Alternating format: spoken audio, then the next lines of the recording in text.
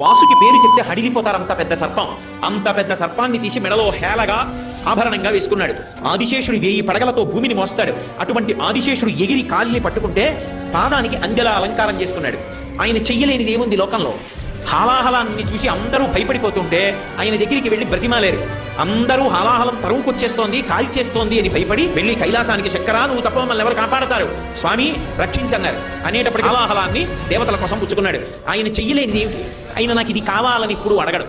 భక్తి ఉన్నదా మురిసిపోతాడంతే. ఆయనకి కావలసింది ఆ భక్తి ఒక్కటే. ఆయన అందరికీ అన్ని ఇవ్వగలడు. ఆయనకి మనమేమిస్తాం? ఆయన సృష్టిలో వచ్చిన వాళ్ళం మనం. నా గుండెకాయ నేను పెట్టుకున్నానా? నా కాలేయం నేను పెట్టుకున్నానా? నా ఊపిరితిత్తులు నేను కొని తెచ్చుకున్నానా? నాలో ఉన్న ఎముకలు నేను పెట్టుకున్నానా?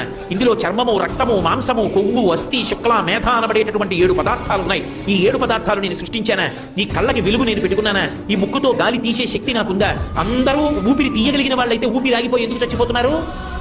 కానీ మహానుభావుడు ఈ శరీరాన్నంతటినీ ఆయన సృజించాడు.